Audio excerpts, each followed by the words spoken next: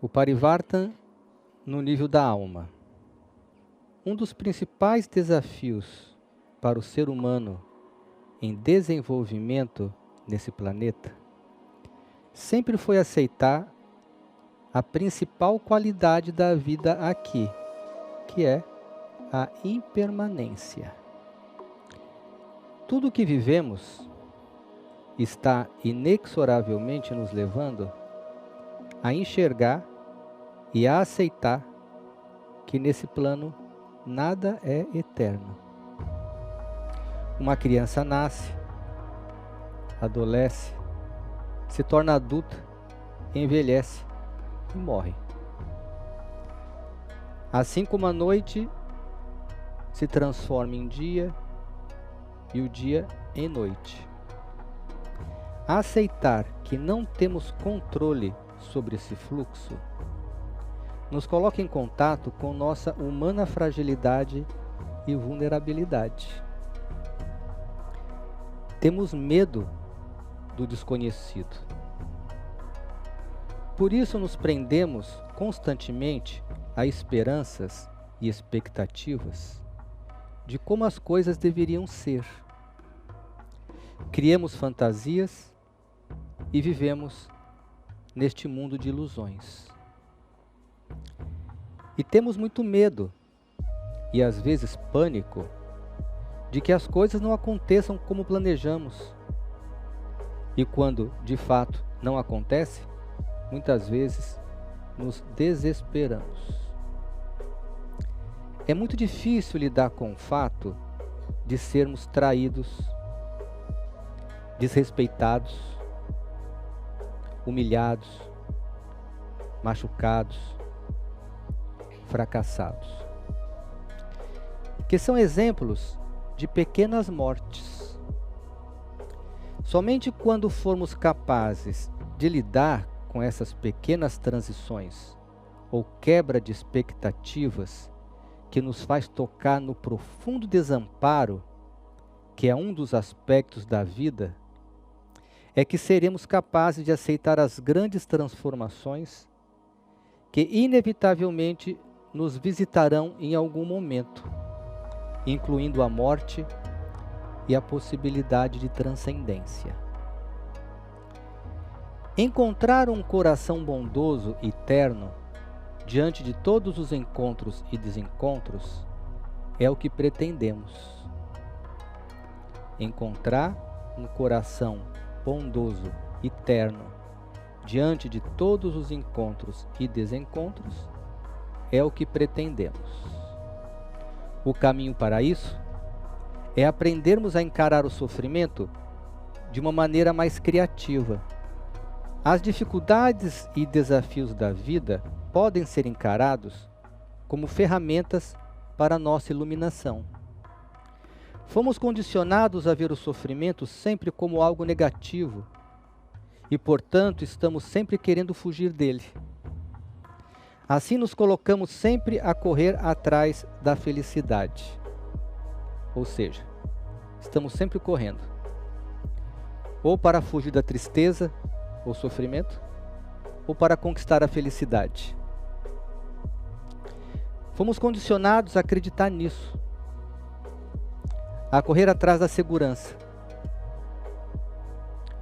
O que sugiro é que paremos de correr, que possamos acolher os sentimentos, mesmo que sejam difíceis. Não existe prazer sem sofrimento e nem sofrimento sem prazer. Temos uma tendência a nos fixarmos de um lado ou de outro.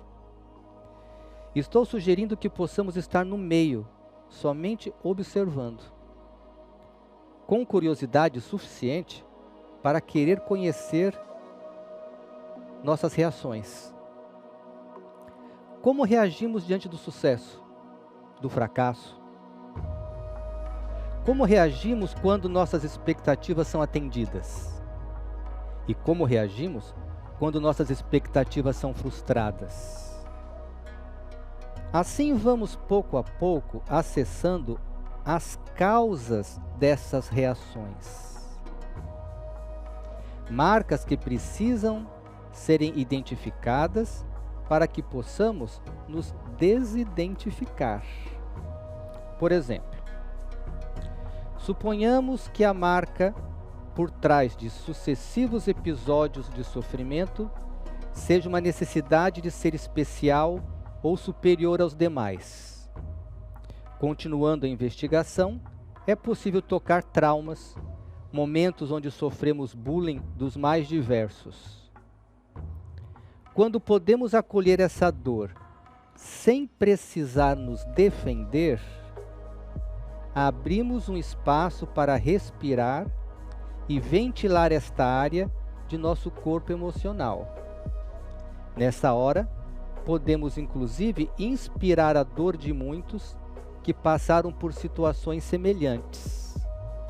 Na medida em que vamos acessando compreensão e ternura por essa condição da vida na Terra, passamos a inspirar bênçãos. A leveza de nosso coração é naturalmente compartilhada. Assim, vamos nos movendo do egoísmo para o altruísmo, que é a essência do Parivartana. Autotransformação. A encarnação na forma humana é uma oportunidade de voltarmos para Deus, compreendendo Deus como o coração verdadeiramente bondoso.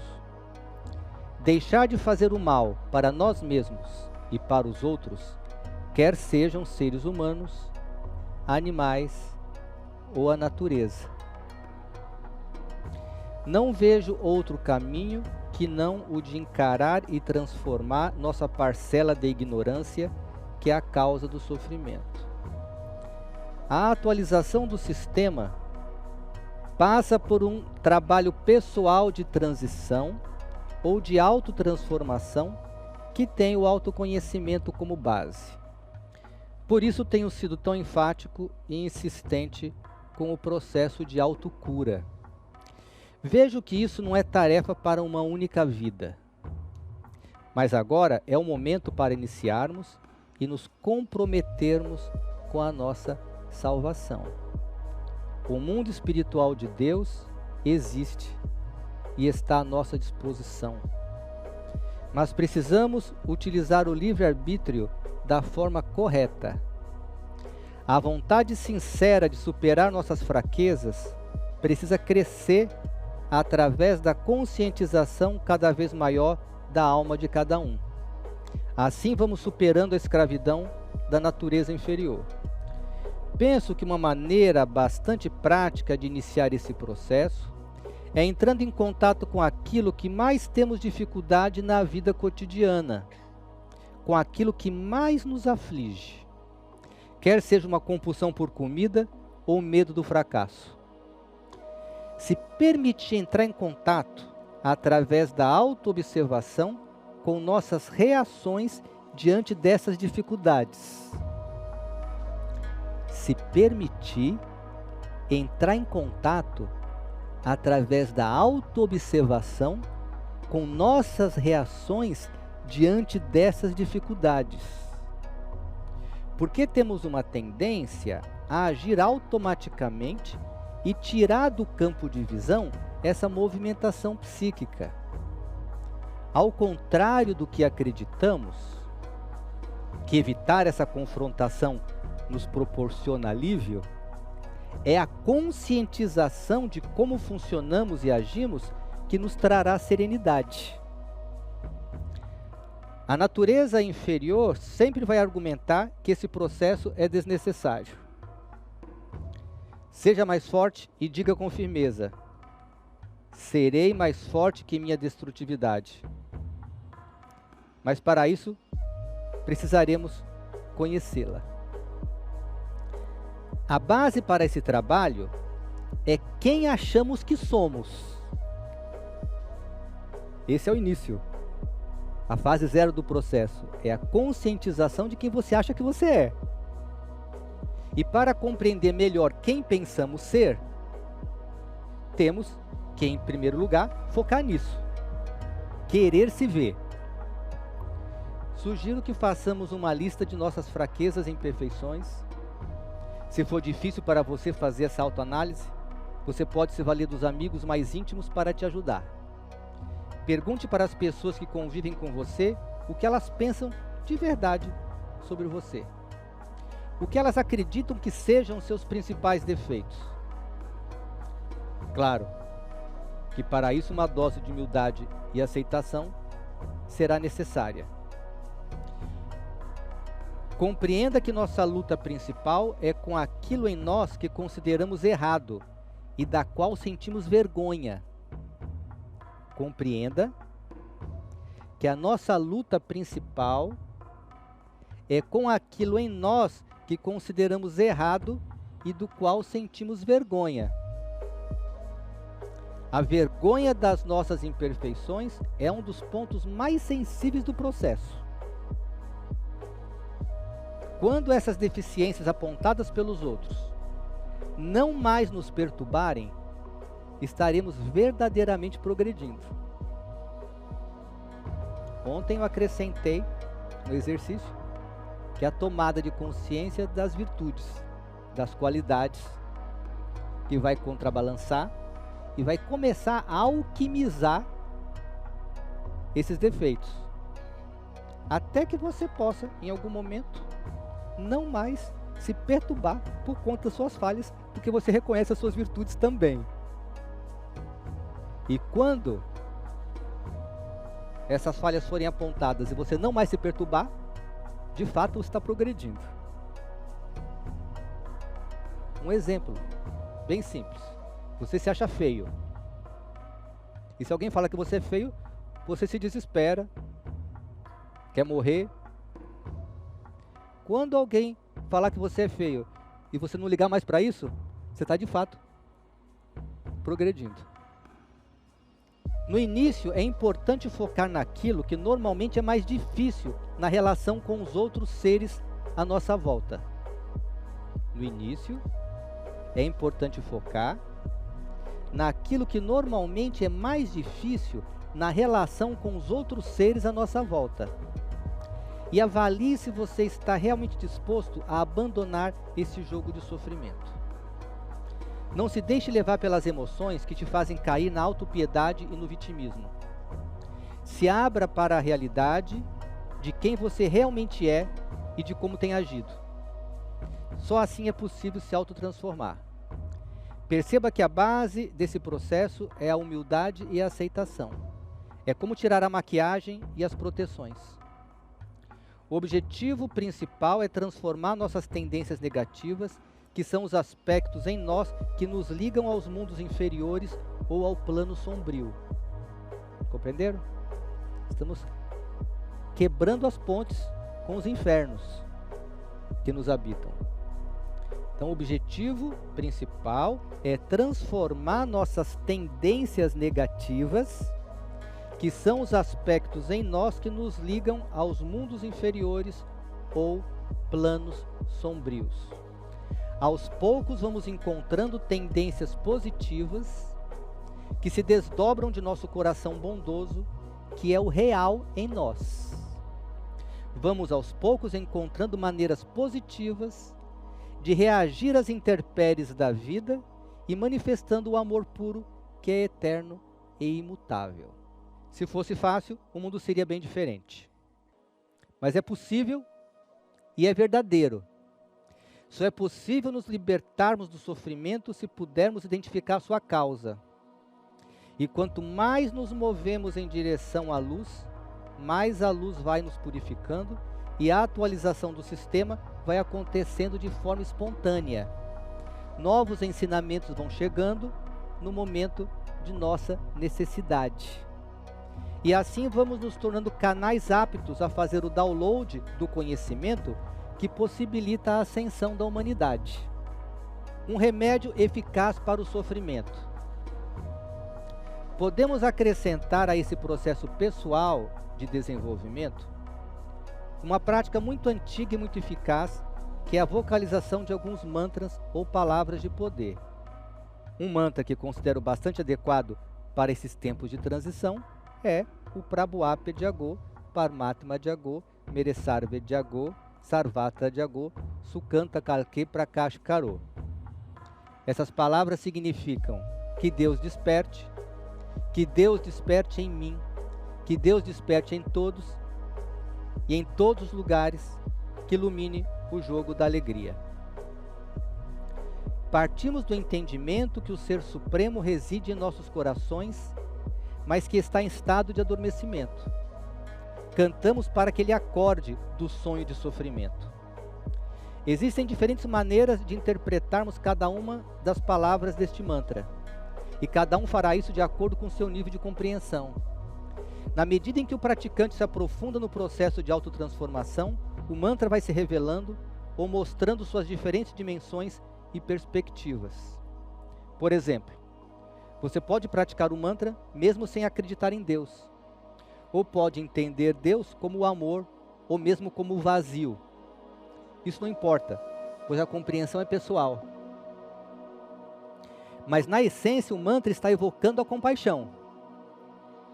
Compreendo que na medida em que vamos acordando e sentindo compaixão por nós mesmos, pelo nosso próprio sofrimento, vamos automaticamente sentindo compaixão por todos. Vejo que esse mantra vibra na mesma tônica de uma antiga prática budista que é conhecida com o nome de Tonglen, ou prática de Atisha, que consiste basicamente em inspirar o sofrimento e expirar alívio. É uma prática muito poderosa e pode, de fato, dissolver sofrimentos que antes pareciam insolúveis. Essa prática nos liberta de padrões muito antigos de egoísmo, mesmo que no primeiro momento tenhamos que lidar com o nosso próprio sofrimento. Essa é uma forma sábia de usar nosso próprio egoísmo. Ao invés de nos punirmos por isso, usamos esse nosso entrave a nosso favor. Respiramos nossa raiva, medo, confusão, resistência e expiramos alívio e amplidão. Aos poucos vamos nos conectando com os demais que estão na mesma frequência. Cantar o mantra combinado com essa consciência e intenção de transmutação do sofrimento em bem-aventurança é uma prática muito poderosa. Conforme vamos praticando o mantra, automaticamente vamos dissolvendo os amortecedores ou a armadura que nos impede de sentir nossa própria dor e a dor do outro. Assim vamos acordando a percepção da interdependência. Tudo está interligado. A vida é única. A vida que pulsa em mim é a mesma que pulsa em você, nos animais, nas árvores, nos rios, nas pedras. A percepção da interdependência nos leva a perceber a sincronicidade e vice-versa. E quando podemos ser guiados pela sincronicidade, inevitavelmente estaremos trilhando o caminho do coração, que nos leva rumo à morada sagrada ou ao próximo passo de nossa jornada evolutiva. Quando houver massa crítica suficiente, a sociedade humana se elevará para uma dimensão superior. Se através da sincronicidade você for guiado para um centro de treinamento dessas capacidades espirituais, que assim seja. Se não, onde quer que você esteja, é o melhor lugar para começar. Aos poucos vamos aprendendo a transformar absolutamente tudo o que fazemos na vida em maneiras de viver a arte da paz e do amor. A essência do estudo e da prática que proponho é identificar e desfazer as causas da guerra dentro de nós mesmos. Repito, a essência do estudo e da prática que proponho é identificar e desfazer as causas da guerra dentro de nós mesmos. Mas somente um guerreiro é capaz disso. Por isso, muitas vezes, vejo os praticantes como guerreiros do coração. Conseguir enxergar como nossas ações afetam as outras pessoas e a natureza à nossa volta é uma tarefa para guerreiros. Entenda bem. Conseguir enxergar como nossas ações afetam as outras pessoas e a natureza à nossa volta é uma tarefa para guerreiros. O guerreiro espiritual é levado a desenvolver muitas qualidades, mas considero que a principal seja a equanimidade, que o leva a não julgar nem a vida e nem a morte. Ele se coloca além da necessidade de estar de acordo ou em desacordo com os fenômenos da existência. Isso é um tipo de generosidade, um dar-se sinceramente a tudo e a todos. Em outras palavras, estou falando de presença, que nos permite soltar os apegos e irmos além das nossas limitações. E ao mesmo tempo sermos compassivos com nossas limitações, pois nem sempre somos bem-sucedidos em nossa empreitada de nos autodisciplinarmos. Ser carinhosos consigo mesmos, flexíveis e tolerantes é uma base fundamental para a disciplina da autotransformação. Ser carinhosos consigo mesmos, flexíveis e tolerantes é uma base fundamental para a disciplina da autotransformação. Eu acho que suficiente para o momento. E quero então interromper a leitura sublinhando essa frase. Ser carinhosos consigo mesmos, flexíveis e tolerantes, é uma base fundamental para a disciplina da autotransformação.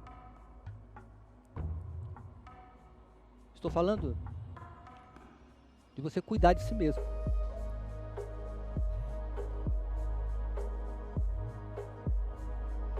Quando você pode cuidar de si mesmo, você está autorizando o universo a cuidar de você. Quando você pode se valorizar, o universo te valoriza. Quando você pode se reconhecer, o universo te reconhece. Mas enquanto você não se ama e está querendo que o outro te ame, amado, você vai passar um tempo no inferno.